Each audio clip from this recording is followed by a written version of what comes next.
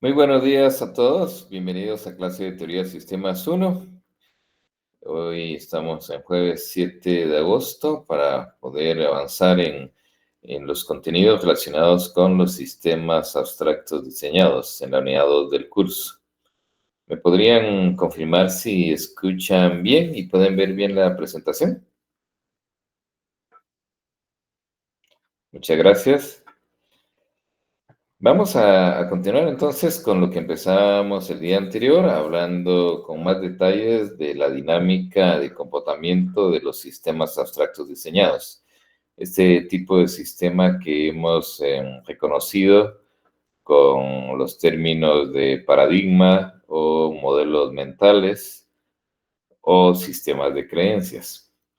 Haciendo una síntesis de lo que hemos estado hablando en términos de modelos mentales, básicamente, los sistemas abstractos son modelos mentales y no es más que un conjunto de modelos mentales que conforman nuestro sistema abstracto, por decir, un sistema abstracto que se crea a partir de ciertas ideas, ciertos conceptos que van uniéndose entre sí para conformar creencias, supuestos, de lo que nosotros asumimos que es el comportamiento, características o distinciones de algún sistema de la realidad o algún aspecto o fenómeno de la realidad. Esas creencias regularmente, la mayoría de las veces no necesariamente son conscientes, sino que puede ser que las adquiramos de una manera inconsciente. Vamos a ver en un momento hoy cómo es el proceso de adquisición inconsciente a través de la influencia de otras personas de nuestro medio que nos graban ese tipo de concepciones, de creencias, de supuestos. Sin embargo, si lo exploramos desde una perspectiva sistémica y pensamos, imaginamos la expresión abstracta de estos modelos mentales como subsistemas de creencias que hacen referencia a algo, a algún contexto, alguna parte de la realidad con la cual interactamos, cualquiera que sea. Desde la perspectiva sistémica lo veremos en relación a los sistemas, creencias o supuestos sobre el comportamiento de la familia, sobre los hábitos o los aspectos relacionados con un trabajo, sobre lo que comemos, sobre nuestra relación con las personas, con los hombres, con las mujeres, sobre lo que es convivir en una ciudad o en una zona rural, con respecto al tráfico, etcétera. Aquí hay una serie de ejemplos citados, pero puede ser cualquier tema. Puede ser, como hemos empezado a ver también en la unidad anterior, cualquier sistema. Desde la perspectiva sistémica, vamos a ver que el paradigma sistémico es un sistema abstracto diseñado. Y vamos a estar hablando de sistemas. Sistemas que están identificados o asociados mentalmente con un conjunto de creencias o supuestos sobre lo que nosotros concebimos al respecto de esos sistemas. Cada modelo mental se refuerza a sí mismo por la influencia de las mismas creencias que en algún momento empezamos a adquirir sobre ese sistema o ese contexto en particular de la realidad. Y el mismo conjunto de creencias como decíamos el día anterior, a través de la operación mental de eliminación, sirve como filtro para identificar qué es importante y qué no es importante, es decir, nos influye en nuestro proceso mental de interacción con el medio. Y entonces percibimos la realidad siempre, como se dice en estadística, algo sesgados, influidos o determinados por ese sistema de creencias que ya tenemos. Y nos pasa un poco lo que decía Joel Barker en su video, le pasa a los científicos, que no pueden ver más allá de la información que creen o suponen encontrar al respecto de lo que están buscando, dado que están condicionados de alguna forma, sesgados por ese conjunto de supuestos que están buscando determinar o están buscando encontrar o observar en esa realidad. Entonces, la operación mental de creación que hablábamos, más que todo se vuelve un poco de distorsión, distorsiones que van sesgadas a los supuestos o creencias que nosotros tenemos sobre esa realidad particular. Entonces, las operaciones mentales están sucediendo, pero están influidas por los mismos sistemas de creencias o modelos mentales preexistentes. Entonces, de alguna manera, como bien nos decía Holberg en su definición de paradigma, los modelos mentales vienen a limitarnos, a delimitarnos por ese conjunto de reglas o supuestos que asumimos, implícita o explícitamente, porque puede ser que la mayoría de veces, como decíamos, no seamos conscientes de qué es lo que estamos suponiendo en nuestros modelos mentales.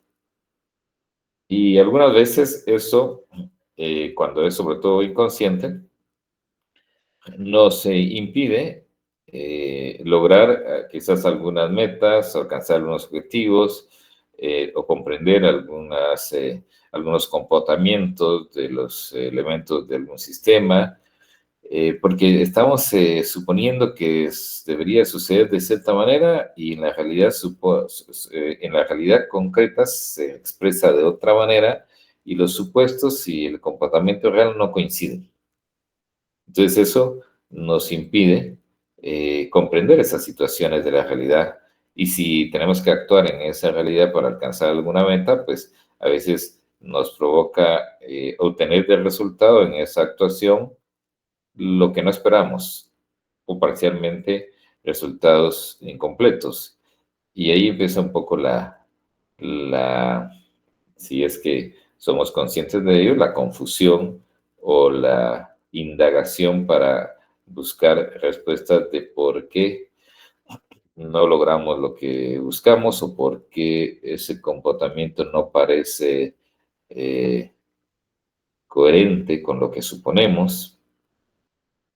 Y eso es porque decíamos, y también lo vamos a ver un poco más adelante, estos sistemas de creencias, estos modelos mentales, nos generan una perspectiva, una forma de ver esa realidad que está sesgada por esos supuestos. Y esa perspectiva es solamente, diríamos, una forma de ver, una perspectiva incompleta, si no hacemos el esfuerzo de buscar hacerla lo más completa posible, que es lo que nos estimula el pensamiento sistémico, como también lo vamos a enfatizar en un momento, porque la perspectiva que nos genera el modelo mental, pues siempre estará sesgada, basada en esos supuestos, esas creencias. Pero la perspectiva que idealmente quisiéramos alcanzar es la que nos diera la visión más completa, total, exacta, entera, de lo que está sucediendo, para que entonces podamos tener un modelo mental que realmente refleje la realidad. Y si busco comprender por qué suceden tales fenómenos o por qué suceden ciertas situaciones, lo voy a comprender en términos de ese modelo mental, vamos a decir, sistémico, que es el que tendríamos que estar buscando.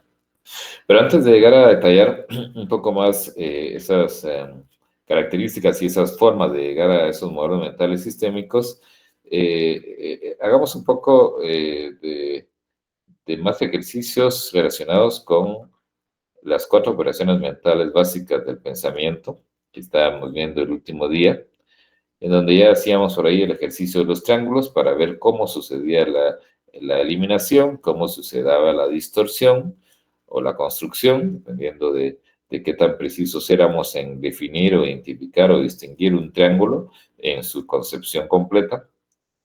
Y veíamos que están ahí implícitas en nuestra forma de pensar y de interactuar con esta realidad. Hay un segundo ejercicio, les había dicho ese día, el día anterior, que tenía también aquí en esta lámina que estábamos viendo. Voy a hacer aquí un acercamiento. En este caso es un video que les voy a mostrar acá, que les va a reflejar, vamos a ver si lo podemos mostrar aquí, les va a reflejar un ejercicio, un pequeño ejercicio que les voy a pedir que ustedes hagan, lo que se les pide aquí en el video. Vamos a ver. Perdón. No, no lo pude hacer ahí en el acercamiento. Vamos a ponerlo a correr aquí. Pongan atención al video, por favor.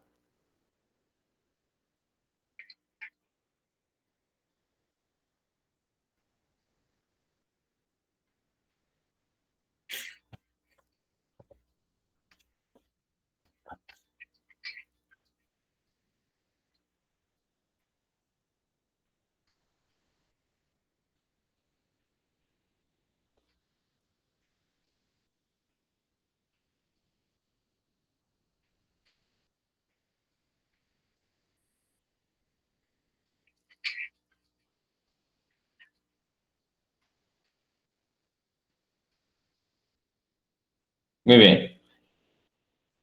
Había una pregunta antes de este ejercicio de tirar la bola por las personas que estaban vestidas de blanco y de negro.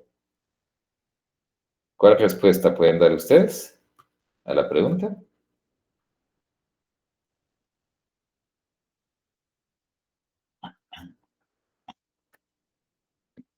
Muy bien, vemos ahí en el chat varias respuestas.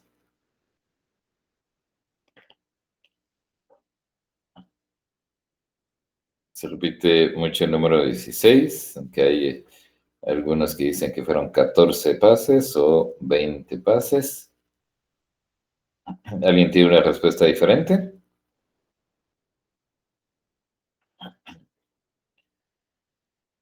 Vamos a contrastar sus respuestas con lo que aquí nos dice este video.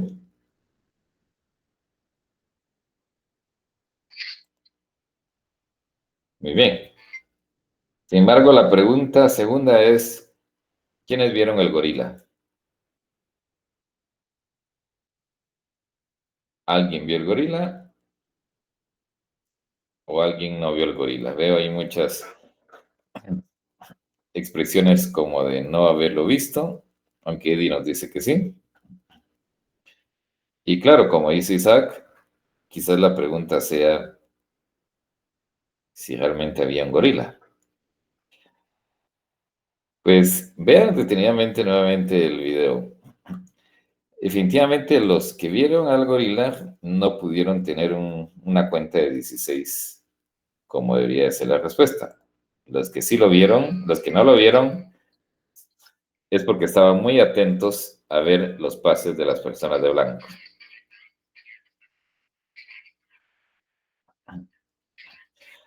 Lo que estaba haciendo ahí su sistema mental a través de los sentidos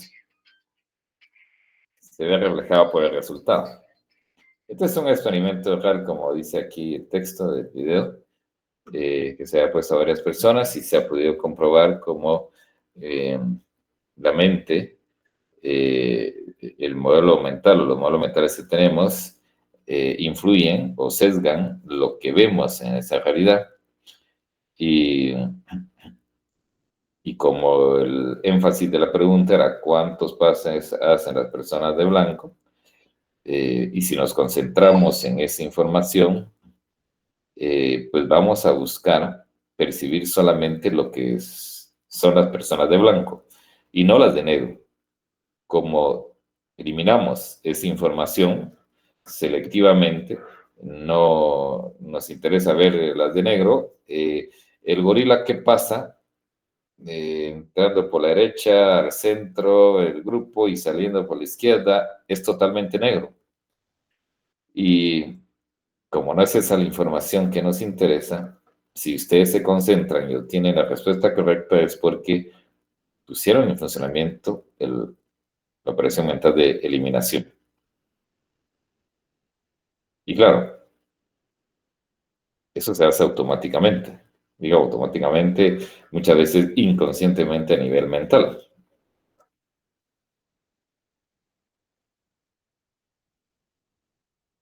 Estos son ejercicios para que ustedes puedan un poco ser conscientes de cómo actúan estas operaciones mentales, porque actualmente las estamos describiendo, pero estas suceden a un nivel abstracto y a un nivel, eh, en un tiempo muy rápido, inconsciente, entre nuestros sentidos y los procesos mentales, que hay que como percibirlos, como poner en cámara lenta lo que hacemos, tanto mentalmente como con nuestros sentidos, prestar atención a lo que nosotros mismos estamos pensando y estamos percibiendo para darnos cuenta que se están manifestando las operaciones. Decía que el proceso de adquisición de estos modelos mentales, de estos sistemas de creencias, la gran mayoría de veces es inconsciente, porque sucede a través de la acción que se le llama por algunos actores inducción paradigmática o inducción de paradigmas. Eh, Desde otra perspectiva de las ciencias sociales, eh, como pueden ver en algunos videos en Reddit, tiene otro nombre, pero básicamente nos hablan de ese proceso a través del cual nosotros, como personas que podemos estar interactuando con otras personas, adquirimos esos supuestos, esas creencias, no en forma explícita y consciente, hablando de esas creencias explícitamente, sino muchas veces a partir de los hábitos o comportamientos que tenemos relación con algún grupo de personas en un contexto social, en un contexto de interacción en donde porque las demás personas se comportan de cierta manera, nosotros tendemos a alinearnos a ese comportamiento y luego muchas veces nos acostumbramos a hacer ese comportamiento. E implícitamente ese comportamiento viene reflejando un conjunto de supuestos, pero que desde una eh, adquisición implícita, inductiva de ese comportamiento, los supuestos se nos adhieren de una manera inconsciente. No somos conscientes que estamos aprendiendo eso, vamos a decir, aunque sí estamos de alguna manera quizás conscientes de que estamos actuando de una manera como otros lo hacen. Eh, y visualmente un buen ejemplo de esto es esa fábula del experimento de los monos. No sé si han visto ese video, han escuchado esa fábula de un grupo de monos que los científicos tenían ahí en una jaula y empiezan a hacer un experimento con ellos para ver su comportamiento. ¿Lo han visto ustedes? ¿Sí?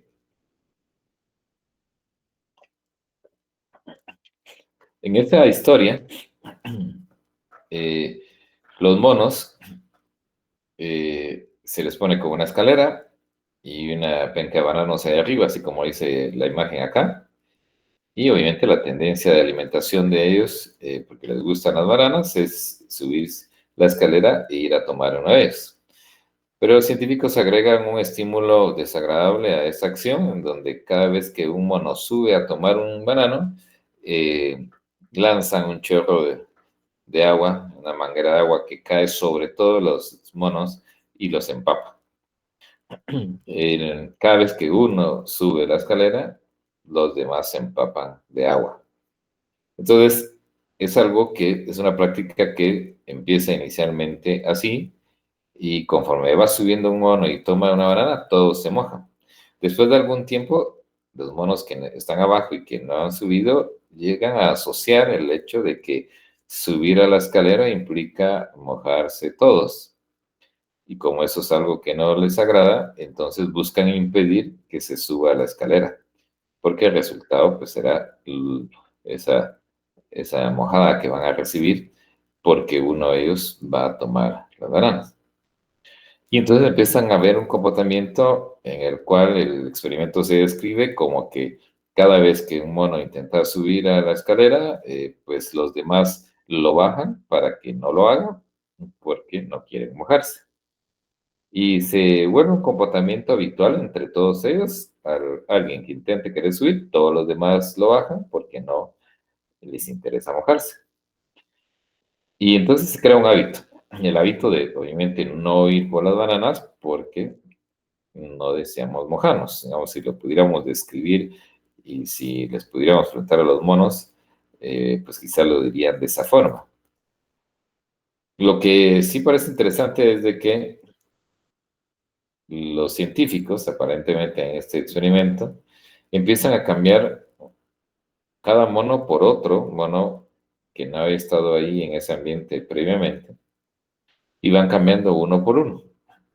Y cada vez que entra el nuevo mono, este, obviamente por instinto, ve las bananas y busca subir a la escalera y los demás lo bajan. Y así empiezan a hacer la sustitución, uno por uno. Y cada vez que uno nuevo ve las bananas, se intenta alcanzarlas y los demás lo bajan, incluyendo los otros nuevos que han ingresado, porque como lo han estado bajando, se une al acto de bajar a todos los que intentan subir a tomar las bananas, impidiendo que alguno de ellos pueda llegar a ellas. Con el tiempo, los científicos reemplazan a todos los monos del experimento y todos los monos impiden que otro llegue a tomar las bananas. Y recuerden, pueden decir, estas son la segunda generación de los monos en este experimento. Ahora, si se les pudiera preguntar a esos monos de la segunda generación, ¿por qué se comportan así? ¿Por qué no dejan que ninguno vaya a alcanzar las bananas? ¿Ustedes qué creen que dirían? Si ustedes fueran los monos de la segunda generación.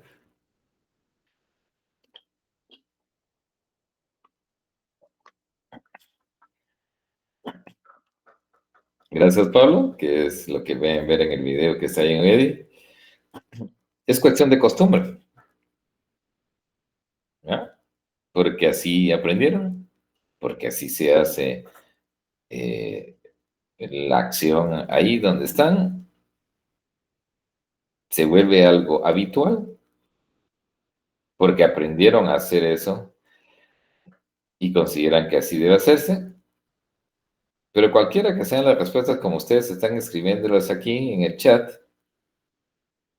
en ninguna de ellas hay una clara justificación de la razón del por qué impedimos que suban a tomar las bananas, porque ninguno de esos monos se ha mojado. Así que ninguno de los monos sabe realmente el por qué. Y si los científicos, como sucede en el experimento, dejan de echar agua, se olvidan de eso y ya eliminan esa acción, ningún mono sube a tomar las bananas. Bueno, nunca se enterarán que eso era lo que causaba la acción habitual que adquirieron. Bueno, esto es lo que dice la fábula de los monos, que de alguna manera implícita, a través de ver el comportamiento de otros y a través de replicar ese comportamiento, adquirimos el hábito que viene derivado de un modelo mental que nace de los primeros monos, en el cual ellos se comprendieron de que intentar bajar la banana implicaba mojarse todos los demás y no deseaban eso. Sin embargo, los monos de la segunda generación no saben esos supuestos, esas creencias, simplemente replican un hábito y ese hábito les produce un comportamiento inconsciente y solo pueden responder que lo hacen porque así se acostumbraron a hacerlo, porque así se hacen las cosas ahí donde están, pero no saben el por qué, porque no están conscientes de la razón del por qué. Si los monos o algún mono quisiera realmente confirmar el por qué, quizás debería ir a probar, tomar una banana y quizás se enteraría probablemente que no hay razón para impedirlo. Pero eso es porque el modelo mental de la primera generación ya no es vigente. Quedó siendo ya no vigente desde el momento en que los científicos dejan de mojar a los demás monos. El problema es cómo nos enteramos que eso sucede si tenemos nuestros modelos mentales de forma inconsciente. Bueno, eso es lo que dice el experimento. ¿Ustedes creen que esto pasa en la realidad, en el contexto humano, en nuestras experiencias humanas cuando interactuamos con otros?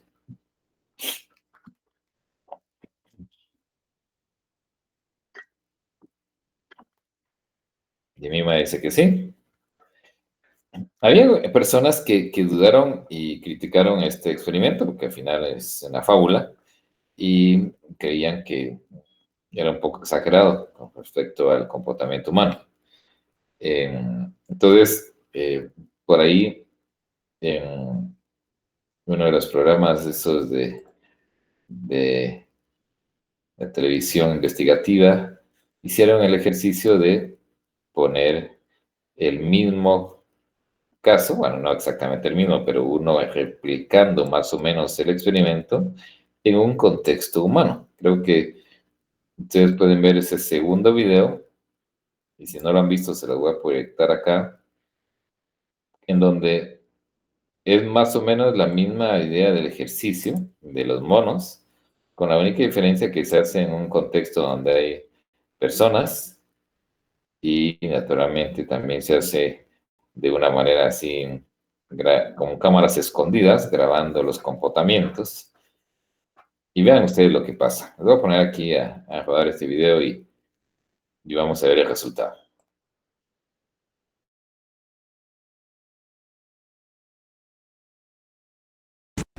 To answer that question, we set up a hidden camera experiment to see if this woman would stand up at the sound of this tone, simply because everyone else is. You might be thinking you'd never go along with this. Or would you?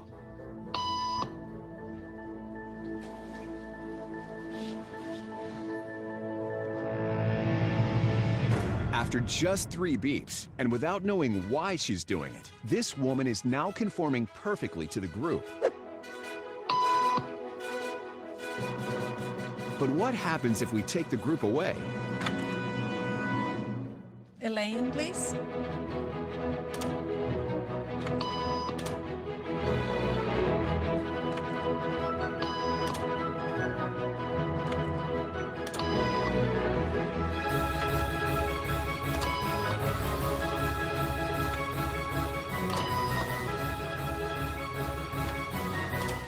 Okay, now she's alone. The crowd is gone and nobody is watching her, except our hidden cameras. What do you think she'll do?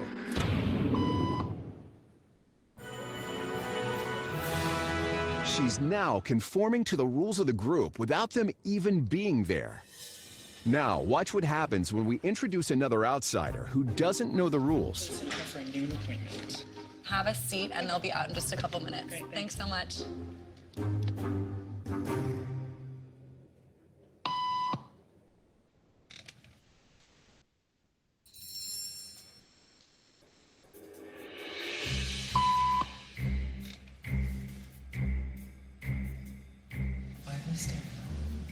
Everybody was doing it, so I thought I was supposed to. Think she'll teach the new guy what to do?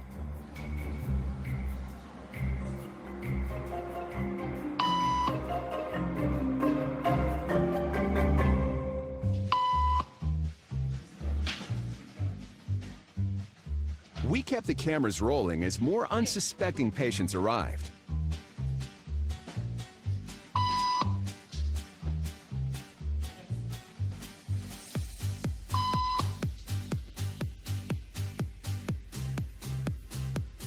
And slowly but surely, what began as a random rule for this woman has now become the social norm for everyone in this waiting room. Here to explain what's going on in their brains is Jonah Berger of the University of Pennsylvania. This sort of internalized form of herd behavior is part of what we call social learning. Starting at a very early age, when we see members of our group perform a task, our brains literally reward us for following in their footsteps. When I saw everybody stand up, I felt like I needed to join them. Otherwise, I'm like excluded. Once I decided to go with it, then I felt much more comfortable. Conformity is how we become socialized, but it can also cause us to develop bad habits or repeat past wrongs. And it's why even this rebel, who wasn't standing for any of this nonsense, eventually joined the ranks. And the only thing more shocking than seeing how easily conformity affects the way you act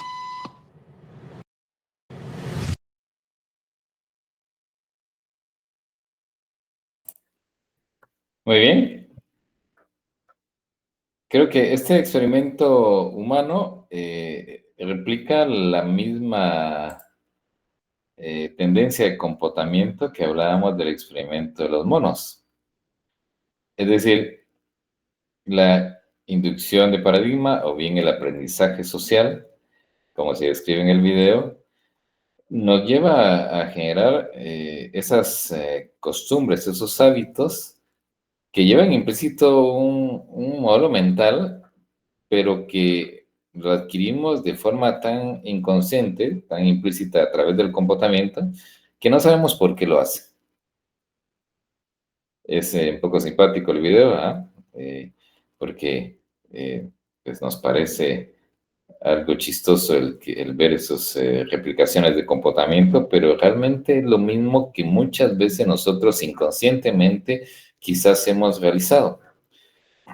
Y el problema ahí, pues no es tanto el replicar el comportamiento, es el qué tan conscientes estamos de que si esa replicación es correcta, es un buen hábito, como decía ahí el diseñador social, o estamos aprendiendo un hábito, un mal hábito, y no nos damos cuenta de ello porque simplemente estamos replicando. Eso es porque no estamos pensando sobre lo que está detrás de ese paradigma, ese modelo mental, sino que básicamente estamos siguiendo, como bien decía ahí la chica que fue entrevistada, porque si no lo hace, pues parecía que nos sentimos desalineados, nos sentimos como fuera del sistema. Y eso pues nos lleva a aprendizajes que son inconscientes. Entonces,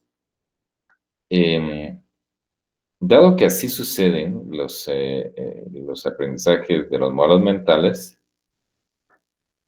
vamos aquí a otra síntesis de estos conceptos.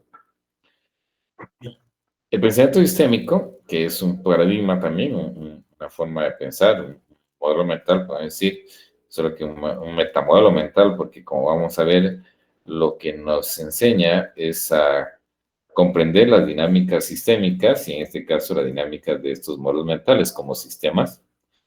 Y entonces, la perspectiva holística que queremos dar aquí de estas acciones abstractas y relacionadas con nuestros sentidos y con nuestros comportamientos habituales, es la comprensión de cómo es que se manifiestan. Hemos visto las 4 operaciones mentales de eliminación, construcción, distracción y generalización que pueden darse si lo hiciéramos de una forma quizás un poco más consciente, explícita, aunque muchas veces pasa inconsciente, como decíamos, a través de ese proceso de inducción.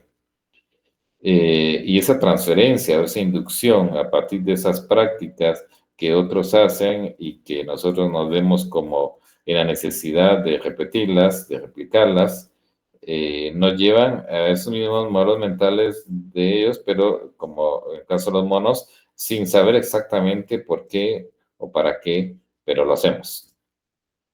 Entonces esos sistemas abstractos, que son muy comunes y útiles, como nos decía Howard Barker, cuando son válidos, obviamente, están vigentes, nos servirán para poder realizar alguna acción, para lograr algún objetivo, pero cuando pierden su vigencia, porque la realidad del contexto cambia y nosotros no estamos conscientes de que tenemos esos modelos mentales alineados con una realidad diferente, pues vamos a seguir aplicándola y vamos a encontrarnos con esa resistencia a cambiar al no ser conscientes de que hay una diferencia entre la realidad del contexto que ya ha cambiado y lo que nosotros suponemos.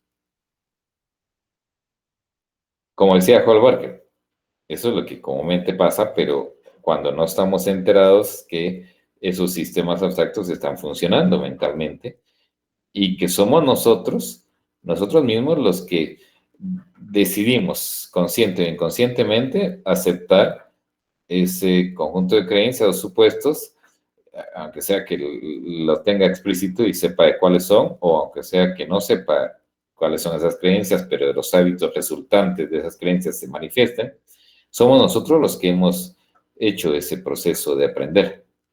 Y somos nosotros los que podemos decidir si eso sigue vigente o no, haciendo conciencia o haciendo una reflexión sobre lo que realmente estamos suponiendo para llevar a cabo ese tipo de comportamientos. Naturalmente, los sistemas de creencias generan esos comportamientos que hablaba Hall Barker del efecto paradigma, ¿ah? El permitirnos ver la realidad desde un punto de vista en donde quizás otros puntos de vista no podamos comprenderlos porque están sesgados para otros supuestos o otras creencias que no coinciden con las nuestras. Pero es porque vamos adquiriendo esos modos mentales y los vamos, como decir, grabando.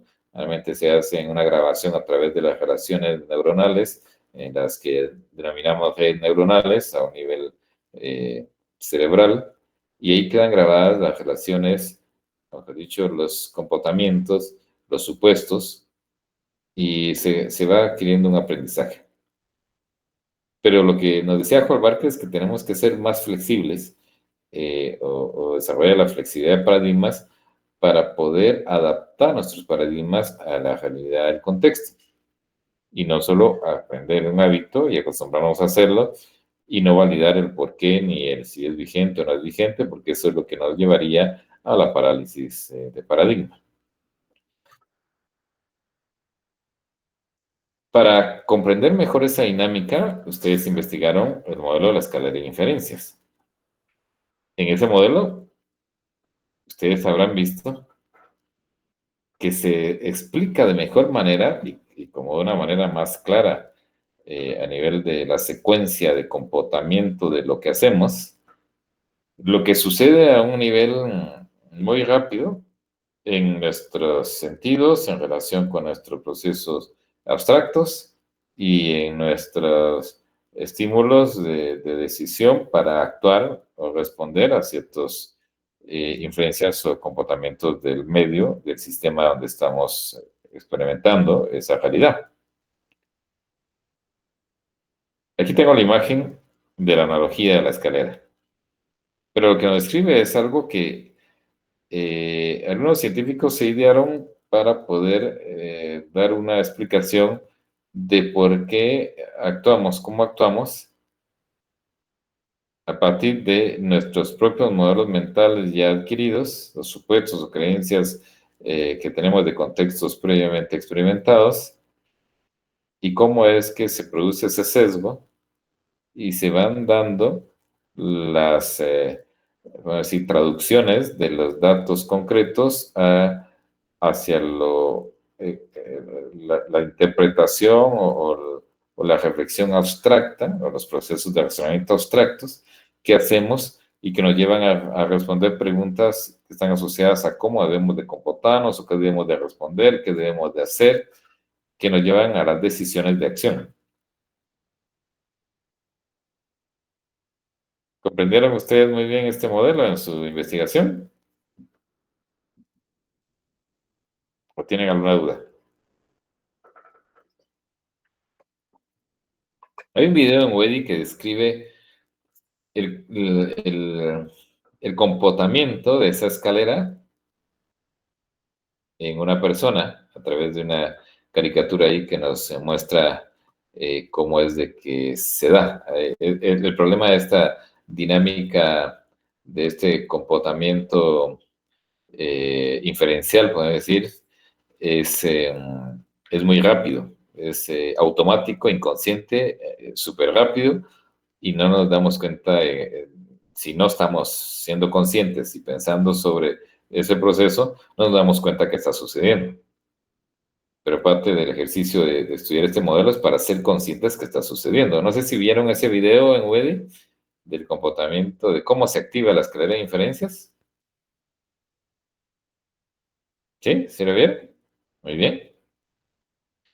Entonces, veámoslo un poco más. Ese es el video que tiene ahí esa caricatura donde aparece ahí el mismo personaje como que internamente a nivel mental manejando ahí como si fuera una nave espacial, pero todos los controles que le llevan a ajustar lo que está pensando y percibiendo en función de lo que ha aprendido y de lo que ya conoce y de la información que elimina, que filtra, y a través de ese proceso va creando sus interpretaciones, conformando sus supuestos y llegando a las conclusiones o respuestas.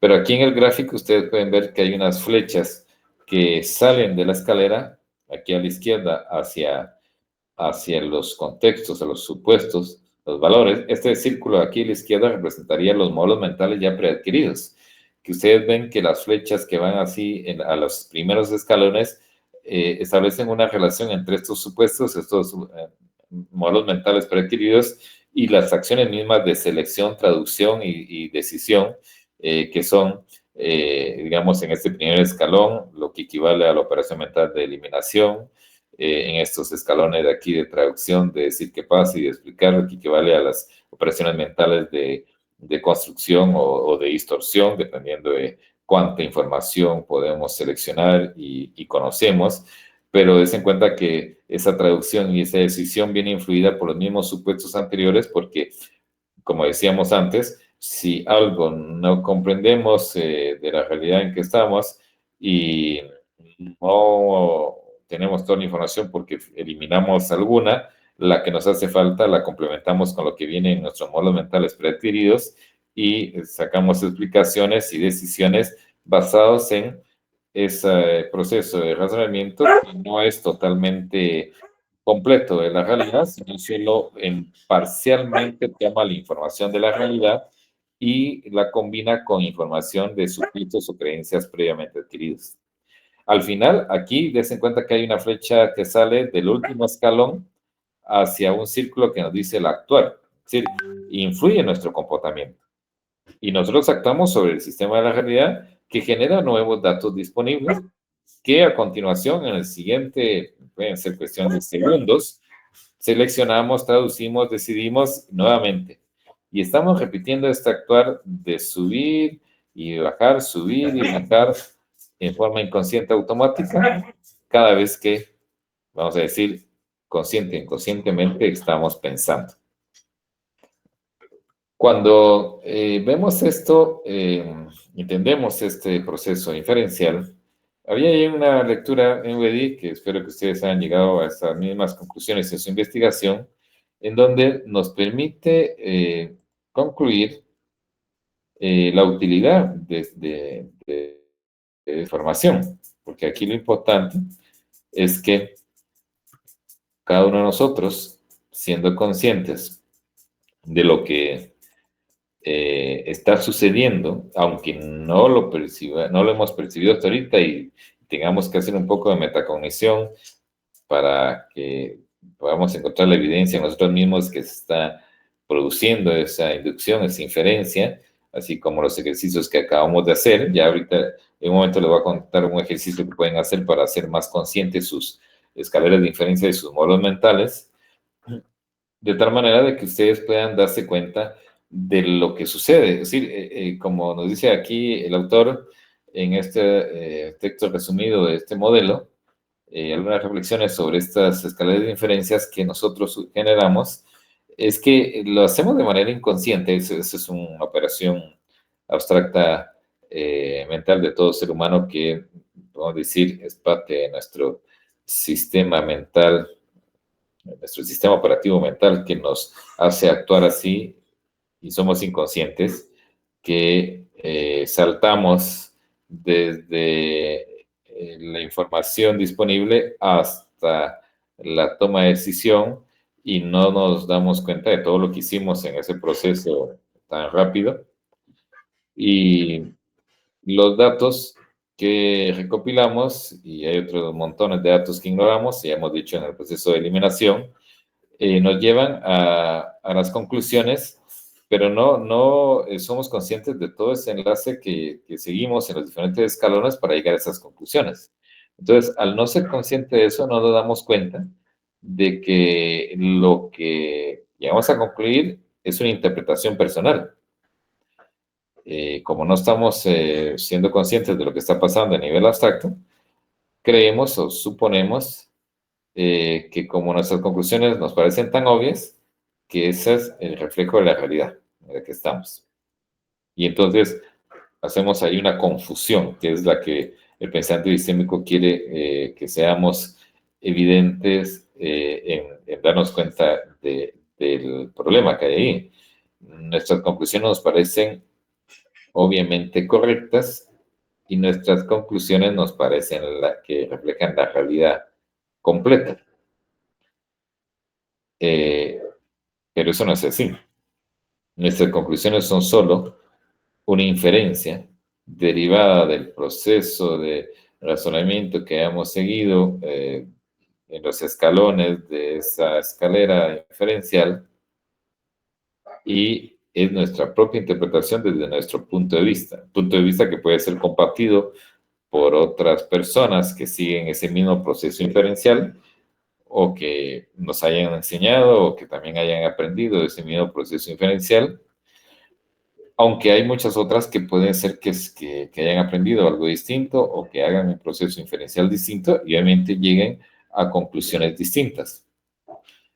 Pero independientemente de cuál sea la escalera que hagamos, la inferencia que ejercitemos en forma inconsciente, creemos o suponemos que esas conclusiones son correctas, y cuando contrastamos alguna con una conclusión de una misma realidad diferente, nos parece que los otros están errados, que están equivocados, y que no están haciendo correctamente la interpretación de la información como yo la estoy haciendo.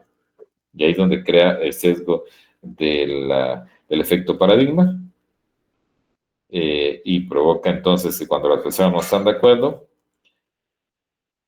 se intercambian sus conclusiones desde arriba de las escaleras, como dice aquí el autor, pero eso no nos ayuda de mucho, porque eso ya es lo que, es decir, cree cada persona, que no coincide, pero no coincide porque el proceso inferencial que se hizo es diferente.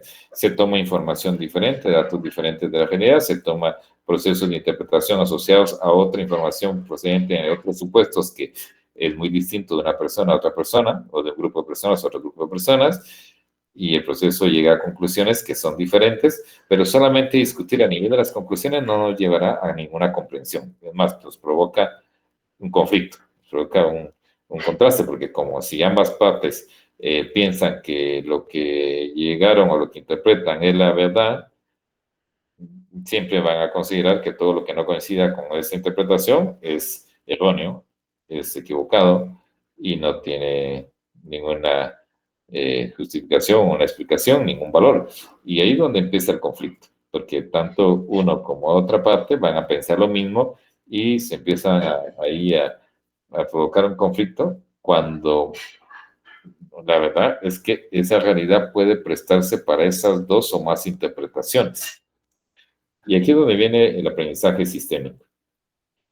Si somos conscientes que ese proceso inferencial está sucediendo, entonces debemos ser conscientes que las conclusiones Las decisiones a las que podemos llegar están basadas en una inferencia y no es la realidad absoluta, no es un hecho que no podemos refutar, sino que básicamente es una perspectiva sobre esos hechos. Y aunque para mí me parezca evidente y para cada quien en individual nos parezca evidente y pareciera la realidad absoluta, tenemos que partir del supuesto de que nuestras conclusiones son basadas en inferencias y pueden estar incompletas o no ser precisas. Es decir, tenemos que aceptar que nuestro proceso de razonamiento puede tener lagunas o errores que no vemos, como bien dice aquí el autor, y que puede ser que las veamos solo hasta que las contrastemos con otros puntos de vista. Sin embargo, para también expresar cómo llego a esa conclusión, yo debería de ser consciente de mi propia escalera de inferencias para expresar a otros el por qué llego a esa conclusión. Porque solo decirles a otros, hablarles a otros de la conclusión, pues nos pone en una postura de una creencia que parece real e inflexible, y es lo que nos lleva a las parálisis de paradigma. Aquí el tema es de que como pensadores sistémicos, en primer lugar, seamos conscientes de que se produce esa escala de inferencias como parte de los sistemas abstractos diseñados. Y es una dinámica del sistema en términos de las relaciones de los procesos abstractos con los sentidos humanos, con lo que perciben nuestros sentidos de la realidad y con el proceso de traducción o de razonamiento que hacemos de los datos que sesgamos a través de la eliminación para que en esa inferencia lleguemos a conclusiones. La pregunta ahí que tenemos que hacernos es ¿por qué concluyó eso? Entonces tengo que ser consciente de los datos que identifico, de los supuestos que asocio a esos datos, de las asociaciones que me producen ciertas interpretaciones, las interpretaciones o los razonamientos de esas interpretaciones que me llevan a las conclusiones, y por eso puedo describir con certeza o con más claridad el por qué pienso lo que pienso. Cuando tengo esa claridad como pensador sistémico, entonces puedo expresar a otros toda esa, ponemos una descripción de esa escalera de inferencias que he seguido para llegar a esas conclusiones, explicando los pasos de su pensamiento que la llevan a los datos de los datos que selecciona a las conclusiones obtenidas, nos dice aquí el autor, y entonces al decir eso, al expresar eso a otros, bajo una postura en que puede ser que no esté 100% acertada mi conclusión, nos da esa ya la flexibilidad de paradigmas que nos decía Gorbal, que de poner a prueba, cuestionar si lo que concluye es correcto o no. Eso lo puede hacer a través de preguntar a otros si tienen otra manera de interpretar los datos o si ven algunas lagunas en esas conclusiones de ese proceso inferencial de pensamiento que deducido, que he inferido. Y obviamente tenemos que aceptar que otros pueden llegar a conclusiones diferentes porque su propia escalera va a ser diferente. Entonces, o pregunto sobre mi propia escalera o pregunto sobre la escalera de los otros. Porque si alguien me dice que eso no es así y que es de esta otra manera y me lleva a otra conclusión, no voy a poder comprender cómo llegó a su conclusión a menos que me ilustre los datos que seleccionó, las traducciones que hizo, las asociaciones con algunos supuestos que tenía él o ella y que le llevaron a sus conclusiones, es decir, que nos describa su propia escala de inferencias, que quizás si no la conoces y si estas otras personas no saben sobre este modelo, no saben que están aplicando una escala de inferencia, lo que tengamos que hacer es hacer varias preguntas, una casi asociada a cada escalón, para poder deducir lo que indujo a esa persona, lo que infirió y por qué llega a esas conclusiones.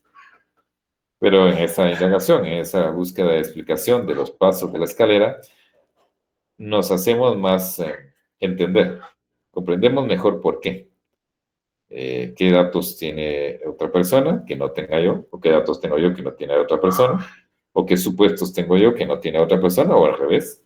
Y eso nos va creando la comprensión de por qué hay dos interpretaciones o más interpretaciones.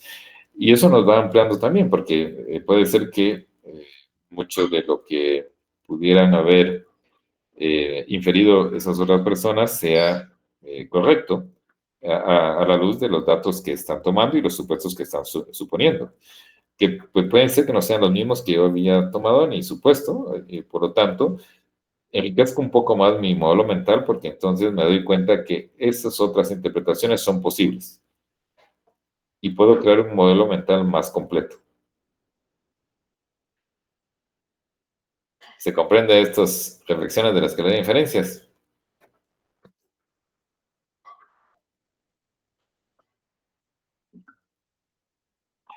Nuevamente, esto es muy experimental, aunque tratamos de, a través de estas descripciones y sus análisis abstractos, hacernos entender. Creo que cabe mejor con un ejemplo. Y traigo este de una de las lecturas que ustedes tienen de un libro de Meta Management que tenemos en la bibliografía, en donde el autor nos cuenta una conversación entre dos personas. Y aquí vemos cómo implícitamente se pone de manifiesto las escaleras de inferencia de ambos, especialmente las de Carlos, que está aquí como primer personaje de esta historia, aunque naturalmente nos ayuda la forma de contar la historia, porque pues comúnmente no veríamos qué piensan las personas, a menos que fuésemos nosotros mismos y quisiéramos nuestro pensamiento metacognitivo, como es la herramienta que vamos a describir en un momento, y que pudiéramos nosotros mismos ir viendo qué es lo que pensamos sobre lo que está sucediendo en esa conversación. Sin embargo, aquí nos vamos a poner en una tercera posición, un tercero que viene a ver la conversación de Carlos con Pedro, y vamos a través de la descripción, ver qué piensa Carlos y posiblemente qué piensa Pedro. Lean ahí la historia. Carlos ha estado hablando, prácticamente monologando durante media hora en su primer encuentro con Pedro. Pedro es un nuevo representante de ventas incorporado para trabajar con él en esa empresa donde están. Y resulta que lo que está pensando Carlos es que el resultado, la reunión está provocando un resultado que es un fiasco total. Carlos había estado ansioso por hablar con Pedro para conocerlo y ponerlo al tanto de las estrategias de venta que se utilizan ahí en la empresa y que él sabe. Y como van a emprender juntos una gira de ventas por una región del país y que tienen que ir, digamos, como alineados con su filosofía de trabajo para que sean coherentes, pues Carlos esperaba que Pedro tuviera un conocimiento igual, incluso mayor del que él tiene, porque Pedro viene muy recomendado y tiene un currículum impresionante. Entonces vean lo que está entre comillas. Con mis contactos y la experiencia de Pedro, pensaba Carlos, antes de la reunión, finalmente podríamos entrar pisando fuerte en este mercado. Pero durante media hora, mientras Carlos hablaba, Pedro estaba sentado en silencio. Y su única actividad consistió en tomar algunas notas, hacer algunos zooms y ningún comentario y ninguna pregunta. A los 10 minutos, Carlos pensó, he hablado solo hasta ahora, ¿por qué no participa? Tal vez sea tímido o todavía esté tratando de encontrar su lugar en el nuevo trabajo. De todos modos, me gustaría saber qué piensa. Ahí se disparó la escalera de inferencias, sacó conclusiones y siguió. A los otros 10 minutos, Carlos se vuelve a preguntar mentalmente qué pasa con este sujeto, no sabe hablar, cómo puede ser un vendedor tan brillante si no dice nada. Otra vez la escala de inferencias con sus conclusiones y siguió en su exposición. Otros 10 minutos más adelante, Carlos nuevamente en su mente, no lo puede creer. Al gran vendedor le comieron la lengua a los ratones. Espero que el incorporado no haya cometido un error, no hayamos cometido un error, porque según él, ningún vendedor exitoso puede ser tan tímido. Será un farsante, tal vez haya fabricado su currículum. Se cuenta, en esta tercera escala de inferencia descrita en la historia, saca las conclusiones que le llevan que al terminar la reunión y sin mayores comentarios, junta sus notas, regresa a su escritorio Y nuevamente una inferencia que saca como conclusión que ese tipo es un desastre, no sabe hablar y es falso obviamente y no es muy inteligente. Entonces concluye que han cometido un gran error a incorporarlo. Que debería hablar con su jefe para que no lo obligue a ir a trabajar con él. Muy bien. Aquí la historia nos muestra las escaleras de diferencias en 4 momentos. Pregunto, ¿Carlos es un pensador sistémico consciente de sus escaleras de diferencias? Por lo que acabamos de hablar antes, muy bien, pareciera ser que no. Eddie y Carlos aquí nos lo comentan en el chat. En esta historia, pareciera que Carlos, aunque Pedro no podemos decir nada porque no se dice nada de Pedro, pareciera que Carlos no es un pensador sistémico. No está consciente de sus inferencias, no pareciera haber hecho nada relacionado con lo que nos decía la lámina anterior, poner a prueba sus supuestos, validarlos. ¿Qué hubieran hecho ustedes si se ponen en ese papel de Carlos para actuar como pensadores sistémicos?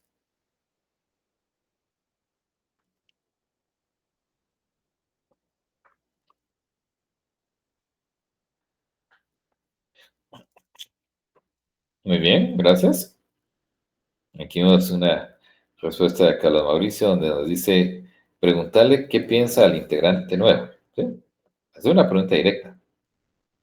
Porque como decíamos antes, en las reflexiones de las teorías de inferencias, si suponemos que nuestras conclusiones son inferencias que pueden tener lagunas o errores, la única manera de validarlo es ponerlas a prueba con otra información o con otras personas que puedan opinar sobre lo mismo. Y qué mejor que si la creencia es sobre Pedro, pues preguntémosle a Pedro qué piensa sobre esa conclusión y veamos qué información nos da. Y contrastamos ahí 2 puntos de vista. ¿Quién sabe qué va a resultar? Porque esperamos la respuesta. Pero sería la mejor actitud de este personaje de Carlos si fuese un pensador sistémico. El autor, para hacernos comparativamente ejemplificaciones de qué haría un pensador sistémico, aunque no lo llama así en su texto, pero nosotros lo podemos comprender de esa manera, nos describe lo que es el segundo hábito que veíamos del Wilder Foundation, que un pensador sistémico reconoce y prueba sus suposiciones. Todos, como lo ha hecho Carlos en esta historia, como lo hacemos en cualquier escenario, a través de nuestras inferencias creamos teorías. Esas teorías son ese conjunto de conclusiones a las que llegamos y que nos dejan interpretación de esa realidad y que después de un montón de conclusiones que tenemos de esa relación con esa realidad, unimos unas con otras y tenemos una teoría completa, que de hecho esa teoría viene ya derivada de las supuestos o creencias de las cuales partimos y que influyen nos dan sesgo de nuestras interpretaciones. Y todas esas teorías puede ser que sean ciertas, pero tenemos que tomar una acción tipo científico que ponerlas a prueba, porque son, hasta cierto punto, lo mismo que hacen los científicos cuando se habla de hipótesis, que están sujetas a prueba de hipótesis. Sí, esas conclusiones, esas acciones a las que llegamos, que tenemos que realizar por un proceso inferencial que seguimos, son solo supuestos que tenemos que poner a prueba. Y esa puesta a prueba es quizás muy fácil. Indagar a otros, como decía antes, las reflexiones, para que nos digan si consideran que sería correcto o que no es correcto, o estoy bien o no estoy bien, sobre lo que supongo. Tratar de encontrar si hay lagunas, si hay cosas que no están suficientemente respaldadas con datos para poder decir que sea lo que tenga que hacer. la conclusión a la que llegué. Esas opiniones de los otros nos ayudarían. O recabar más información, si es que no hay otros que nos puedan dar sus puntos de vista. Recabar más información desde otras fuentes o de otros que quizás no estén presentes para tener un diálogo directo, pero que han dejado escritos libros o sus propias teorías como para compararlas y entonces poder tener un modelo más preciso. Por eso voy a definir donde dice aquí que debemos de hacernos las preguntas. ¿Cómo influyen mis experiencias pasadas en el desarrollo de mis teorías y suposiciones? Que también corresponde mi teoría al modelo o modelo con el sistema estudiado, porque realmente así es como se forman los modelos mentales. La flecha que veíamos antes apuntando de la escalera hacia el círculo de la izquierda que representaba nuestros modelos mentales nos deja ver que cada vez que inferimos y llegamos a una conclusión, esa misma conclusión se suma a nuestros supuestos grabados y nos determina en el futuro nuestra percepción, nuestro sesgo de eliminación y nuestros comportamientos derivados de esos supuestos. Entonces, el autor aquí, concluyendo la historia, nos pone a un Carlos versión pensador sistémico que tiene esa práctica de suponer, pero también reconocer y probar sus suposiciones. Y entonces nos describe la historia nuevamente. Si Carlos supiera utilizar el modelo de escala de inferencias, entonces su encuentro con Pedro sería algo así. A los 10 minutos de iniciar la reunión, Carlos piensa, hasta ahora he hablado solo. Espero que no crea que estoy monopolizando la conversación. Mejor verifico qué piensa. Ahí no se queda con la intención de que me gustaría saber qué piensa, sino que hace la pregunta explícitamente y le dice, Pedro, usted ha permanecido en silencio desde el momento en que comencé a hablar. ¿Qué opinión le merece mi exposición? Y como les decía antes, la indagación, cuestionamiento, siempre estimula a responder, ya sea que lo hagamos a nosotros mismos o a otros, siempre espera una respuesta. Y Pedro aquí no tiene más que responder. Me parece muy bien, contesta Pedro. Lo escuché atentamente para no perderme nada y todo lo que dijo me resulta muy razonable. Y se dan cuenta ahí en esa primera escala de inferencia, los primeros 10 minutos, parece ir todo normal, así. Después de otros 10 minutos, durante los cuales Carlos habla y Pedro escucha, nuevamente piensa lo mismo antes. Ese silencio me deja perplejo. ¿Cómo puede este individuo ser tan exitoso si no habla? Pero des en cuenta cómo Carlos, como pensador sistémico, no quiere hacer un juicio apresurado. Sabe que es su conclusión de que cómo puede ser tan exitoso es cuestionable. Mejor lo verifica. Y viene a hacer una pregunta, pero no una pregunta simple, sino con una pregunta que toma la descripción de su inferencia para que Pedro comprenda la pregunta en términos de la propia inferencia que Carlos ha hecho. ¿Y se cuenta cómo la plantea? Pedro, tengo que confesarle algo. Aunque tengo menos experiencia que usted, hace 5 años que estoy en ventas, ese tiempo he aprendido que el mundo allá afuera es duro y que hace falta ser agresivo para triunfar. Se cuenta que todas estas expresiones son sus supuestos sobre lo que es el trabajo de ventas. Por eso me preocupa su silencio. Todos los representantes de ventas exitosos que he conocido son extravertidos y verbalmente agresivos. Se cuenta y están muy claros sus supuestos a través de los cuales llega a la conclusión. ¿Siempre se mantiene usted tan callado? Esa es la pregunta directa. Y aquí obtenemos la respuesta de Pedro, que ustedes pueden leer acá, un poco más amplia, que ha permitido la pregunta de Pedro, la pregunta de Carlos, el que Pedro responda con su propia escala de inferencia. Es decir, dándole datos e información de todo lo que le lleva a su silencio, o su aparente silencio, que no es más que una estrategia de ventas más. Como ustedes pueden leer aquí, él hace referencia a su profesor de debates en secundaria, que dice, usted me recuerda a ese profesor, el que habla primero habla 2 veces.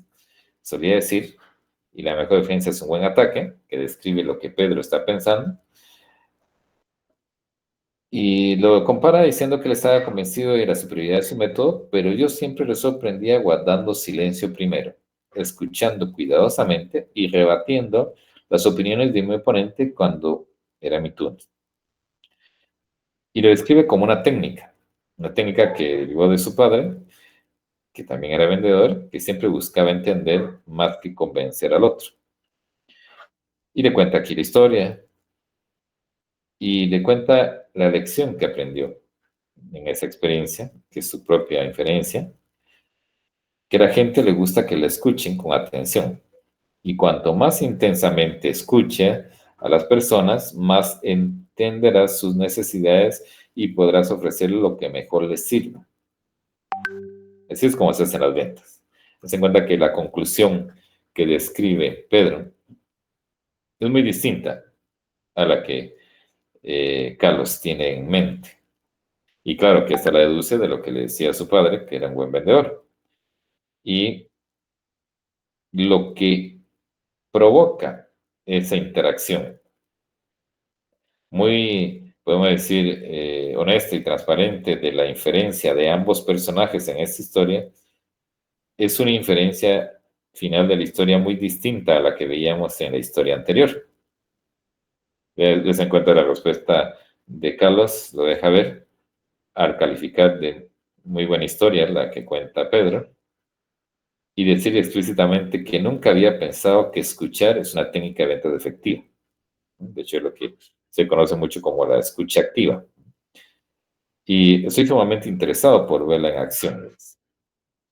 Se cuenta que ya solo en la segunda inferencia, al haber aplicado el hábito que un pensador sistémico debe de desarrollar, que es eso de toda teoría, toda conclusión que llega, la asume como una interpretación que puede estar incompleta y entonces consciente de la escala de inferencia, lo tenemos que poner a prueba y corroborar. Y si hay evidencia, como en este caso de los datos de Pedro, de que mi conclusión no es la correcta, como en este caso, la interpretación de la forma de trabajo para venta no era la que Carlos estaba suponiendo, porque Pedro tenía una que él desconocía, eso le permite ampliar su modelo mental y le da un giro distinto a su representación de la realidad, y en este caso de la historia específica del trato que va a tener con Pedro y la relación que va a tener Pedro con Carlos. Se comprende cómo debiésemos de actuar como pensadores sistémicos. El autor acá nos da sus conclusiones. Permítanme. Se les voy a poner las conclusiones aquí. El autor, pues si queda alguna duda.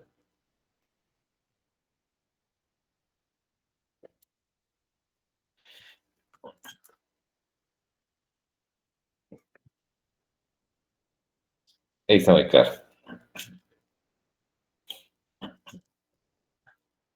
Al ser consciente de las claridades de diferencias, cuando las accionamos, en todo momento en que estamos sacándole una conclusión, en que somos conscientes de lo que suponemos respecto de alguna situación de la realidad, es porque estamos creando nuestras propias teorías. Y con eso, lo que tenemos que ser conscientes es que primero hay que ponerlas a prueba para poder trabajar sobre ellas.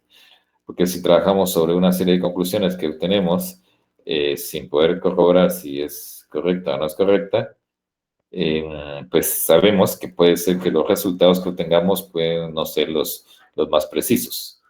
Nos podemos arriesgar a eso también cuando no tenemos alguna opción de corroborar, que no tenemos otra fuente de información, no tenemos nadie más que nos pueda hacer alguna observación al respecto. Entonces, pues no nos queda más que arriesgarnos y al tener una mente flexible, sistémica, entonces ese riesgo pues estará atento a que cualquier resultado que no coincida con lo que esperamos, pues es evidencia de que posiblemente algo no fue tomado en cuenta. Cuando sea posible, lo mejor es primero poner a prueba nuestros supuestos, nuestras creencias, para actuar de manera más precisa. Eso, como ustedes pueden ver aquí en perfil que se describe en esa historia con Carlos nos debería llevar a ser más flexibles de lo que suponemos que pensamos, lo que suponemos que piensan los otros, que está muchas veces cargado por lo que denominamos prejuicios, que vienen dados de los supuestos previos adquiridos. Tenemos que ser conscientes de esos modos mentales adquiridos que nos están influyendo, y entonces nuestro comportamiento va a ser muy diferente. Y ese es el perfil, uno de los atributos del perfil del pensador sistémico. Les decía que para que ustedes puedan desarrollar esa conciencia, autoconciencia de historias como la que acabamos de revisar entre Carlos y Pedro, pero sean sus propias historias, ustedes tendrían que ver sus propias inferencias. Y ese es un ejercicio, esa es una metacognición que tenemos que también desarrollar y practicar. Un autor ahí que nos sugiere en el libro de pensamiento sistémico de Eduardo Connors, la técnica de la columna de la mano izquierda, que nos dice que tracemos ahí cada vez que estemos ahí en alguna conversación o tengamos algún momento para reflexionar sobre alguna situación que se dio, posiblemente en una conversación con otros, o en donde estábamos escuchando explicaciones de otros, pero para poder identificar nuestras escaleras de inferencia, nuestros propios procesos inferenciales abstractos, en una hoja en blanco, la dividamos a la mitad y a la izquierda pongamos lo que pensamos y a la derecha pongamos descripciones de la conversación real. Por ejemplo, si fuera una conversación, o si fuera un escenario donde estamos escuchando algo, pues a la izquierda lo que pensamos o lo que escuchamos y a la derecha lo que escuchamos. Y es como hacer una reflexión, o autorreflexión, llenando esta hoja de papel, porque al llenarla, después de completar ese ejercicio, ustedes van a encontrar que lo que está a la izquierda nos describe nuestros supuestos y creencias, un poco nuestras inferencias, nuestros datos filtrados, y lo que está a la derecha es lo que pasó en la realidad, como los resultados que obtuvimos de este conjunto de inferencias implícitas que teníamos y que podemos expresar aquí a la izquierda. ¿Se cuenta en este ejemplo ahí? Vamos viendo cómo hay muchas veces que pensamos muchas cosas que no decimos, pero nuestro comportamiento viene sesgado por eso que pensamos. Y entonces produce los resultados que se derivan de ese comportamiento. Obviamente derivados de esos supuestos y esas creencias que tenemos, que quizás no hemos puesto a prueba. Y esto es parte del ejercicio. Un pensador sistémico se esfuerza a ser consciente de esos supuestos, de esas creencias que determinan sus acciones, y lo mejor es antes de actuar, ponerlas a prueba. Pero aún así, aunque no las haya podido poner a prueba y actuó, pues puede reflexionar sobre esas mismas teorías que le llevaron a actuar y evaluar si obtuvo algún resultado que no esperaba, el por qué sucede. Quizás alguna creencia ahí, algún supuesto no es el correcto, algún dato filtrado no es suficiente. Y ahí es donde viene el análisis de nuestros propios modelos mentales. Pueden hacer este ejercicio de la columna de mano izquierda, escribiendo a la izquierda de la hoja sus propios diálogos internos cuando se manifiestan, o forzar a que se manifiesten a través de una propia indagación, haciéndose preguntas a ustedes mismos de lo que piensan, lo que creen, lo que suponen o lo que pueden observar o recopilar de datos, y ahí van a reconstruir sus propias escaleras de inferencias, así como lo veíamos que Carlos le pedía a Pedro a través de la indagación su propia escalera de inferencias. Lo importante aquí es ser consciente del proceso que se está dando a nivel de los sistemas abstractos diseñados. Porque al ser consciente de ello, vamos a ser más claros, vamos a comprender mejor qué es lo que el paradigma del sistema nos quiere llevar a hacer. Recuérdense que el paradigma de sistemas es un paradigma, una teoría, como cualquier otro sistema de creencias, puede dar su propia teoría. Ya hemos visto comparativamente la que viene derivada del reduccionismo. Y lo que pudimos encontrar es que tenemos ahí que esforzarnos como pensadores sistémicos a tener un modelo mental, un sistema de creencias más realista con respecto a la realidad compleja de la que estemos enfrentando. Acuérdense que dijimos que el pensador sistémico crea modelos mentales sistémicos, a partir del filtro de la concepción del sistema general. Esa modelación que vamos a estar haciendo se crea a partir de las inferencias. Las mismas inferencias nos dan la información necesaria. Y por eso es de que nuestros modelos mentales sistémicos tienden a ser diferentes de los modelos mentales reduccionistas o mecanicistas o cualquier otro paradigma. Lo que vemos aquí es de que cuando hablamos de un modelo mental sistémico,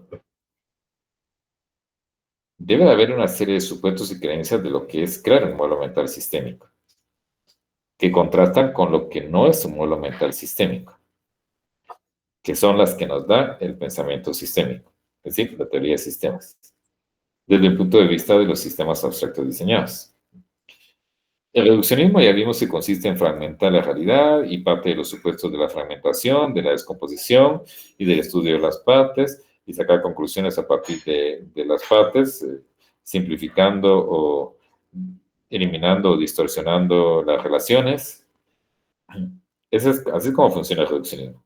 Y dijimos que el modelo mental sistémico, los modelos mentales sistémicos deben de funcionar identificando sistemas, reconociendo partes, pero también relaciones, dándole más énfasis a la descripción de las relaciones, mostrando las dinámicas de comportamiento en el tiempo de esas relaciones, comprendiendo diferentes perspectivas, no solo la ontológica o la estructural de las partes y relaciones estáticamente, sino que la dinámica en el tiempo para ver procesos, comportamientos del sistema en el tiempo, y cuando la escala de tiempo, la ventana de tiempo que usemos sea más amplia, ver comportamientos evolutivos del sistema.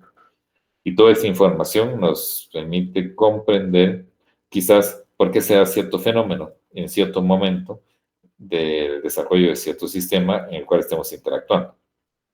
Se cuenta que son dos formas distintas de abordar la realidad. Eso quiere decir de que las características que hemos estado viendo antes y que ahora, a través de lo que es un paradigma, porque ambos son paradigmas, podemos decir que el pensamiento reduccionismo es un paradigma reduccionista, el pensamiento sistémico es el paradigma sistémico, son modelos mentales, pero manifiestan características y comportamientos diferentes. Lo que buscamos es que nuestros diferentes modelos mentales tiendan a ser sistémicos, es decir, holísticos, pero también flexibles, desde la perspectiva de flexibilidad que hemos hablado, de nuestras creencias, lo cual nos va a llevar a que tengamos que hacer análisis sistémicos, que muchas veces tiende a ser más lento, que toma su tiempo, porque requiere recopilar más información, más perspectivas, poner a prueba los supuestos, y entonces eso va a ser un poco más complejo de lo que pasa en otras formas de pensamiento. Aquí contrastamos con el pensamiento reduccionista, que tiende a ser más rápido, más simple, más fácil de entender, pero lleva a soluciones parciales o temporales, lo cual no estamos buscando nosotros. Nosotros estamos buscando soluciones integrales completas, modelos mentales holísticos, representativos de la realidad completa. Eso es lo que debería quedarnos grabado como pensadores sistémicos, que nuestros modelos mentales, nuestros sistemas abstractos diseñados debiesen de ser sistemas. No debiesen de ser conclusiones e interpretaciones reduccionistas o sesgadas desde una sola perspectiva.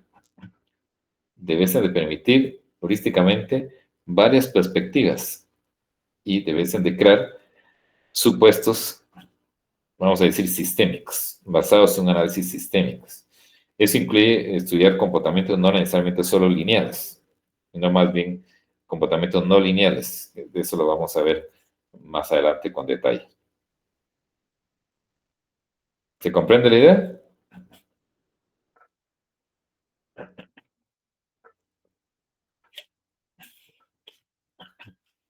Muy bien.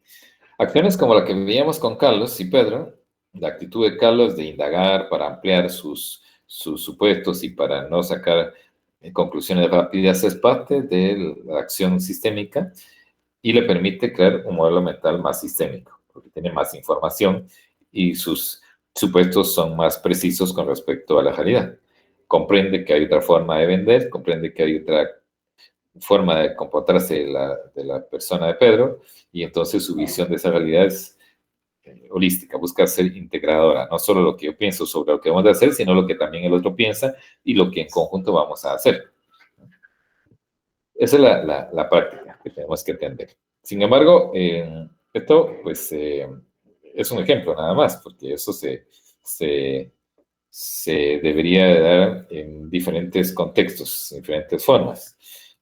Lo que aquí concluimos entonces es que hay dos maneras, podríamos decir, dos maneras para simplificarlo de una manera fácil, de construir nuestros modelos mentales.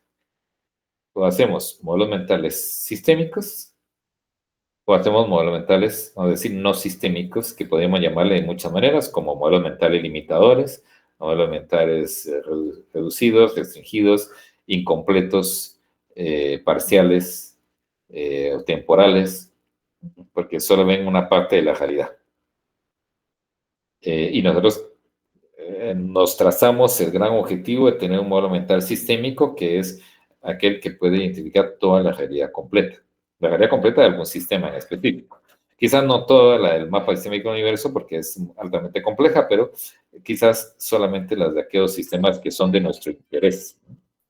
Entonces, si eso es así, recuérdense que esos sistemas abstractos, esos modelos mentales, los vamos creando a partir del aprendizaje, a partir de todo lo que es el contexto, a través de todas las experiencias de inducción de paradigmas que nos vamos formando, nuestras creencias implícitas. Ahí tenemos que hacerlas explícitas y tenemos que formar esos modelos mentales sistémicos. Para el próximo día les voy a dejar otra tarea. Ahora ustedes van a reflexionar sobre esos modelos mentales sistémicos y a la luz de la información que tenemos, que hemos dado acá y que tenemos también en UEDI, identifiquemos cuáles serían las características entonces de esos modelos mentales sistémicos y cuáles serían los hábitos que nos llevarían a esa conformación de esos modelos mentales sistémicos. ¿Qué es lo que tendríamos que hacer entonces, más allá de lo que ya acabamos de decir, para crear esos modelos mentales sistémicos? Si podemos identificar las características de esos modelos mentales sistémicos y los hábitos que nos llevarían a esa construcción de esos modelos mentales sistémicos, entonces podremos ir familiarizándonos con eso que tenemos que hacer. ¿Se comprende la tarea?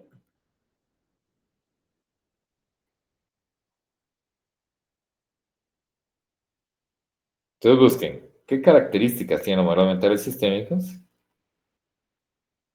que los distinguen de los modelos mentales limitadores y qué prácticas, qué hábitos, qué deberíamos de estar haciendo para lograr esos modelos mentales sistémicos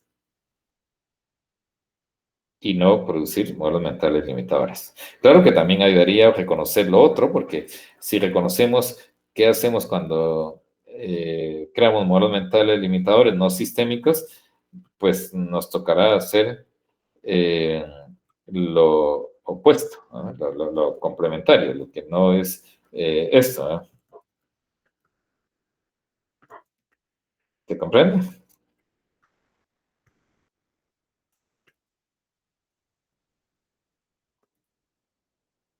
Todo esto nos va a llevar a tener una información más amplia de lo que son los modelos mentales sistémicos, que son los que queremos construir. Naturalmente, a lo largo de este curso, pues vamos a seguir hablando de los diferentes tipos de sistemas. En este caso, en esta unidad nos estamos concentrando en los sistemas abstractos, porque estos son los que nos dan la pauta del inicial de la modelación. Porque acuérdense que para crear un modelo sistémico, primero lo creamos como un modelo mental. Si creamos el modelo mental sistémico, entonces cualquier modelo deducido de ese modelo mental, que más adelante vamos a ver modelos sistémicos creados en diagramas, creados en programas de computadora, vienen deducidos de lo que nosotros pensamos, de lo que nosotros creamos primero a nivel mental. Y entonces ahí está el flujo que queremos seguir. Primero tenemos que aprender a crear sistemas abstractos diseñados con enfoque sistémico. Y una vez que estemos creando esos enfoques, esos modelos mentales sistémicos, entonces podemos ya construir o derivar cualquier otro modelo mental, cualquier otro modelo de ese modelo mental sistémico que sea sistémico. Lo que sí es cierto es de que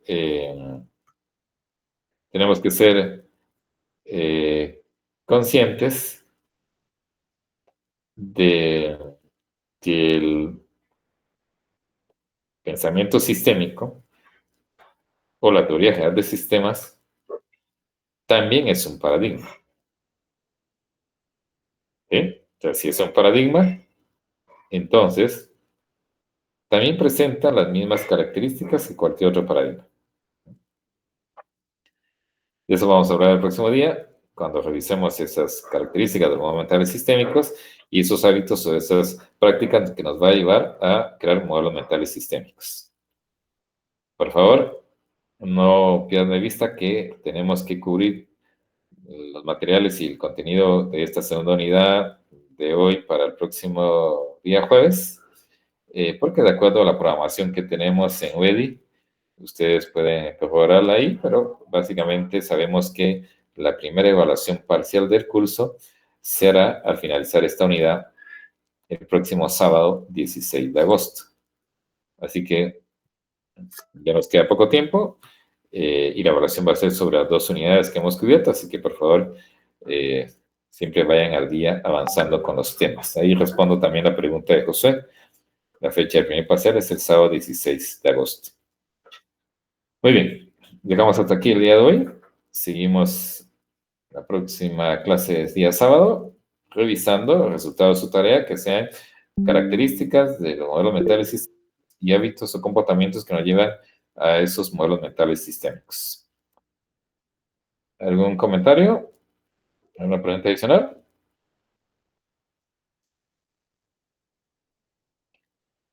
Muy bien. Si no la hay, entonces gracias por estar aquí. Nos vemos el próximo sábado. Tengan feliz jueves.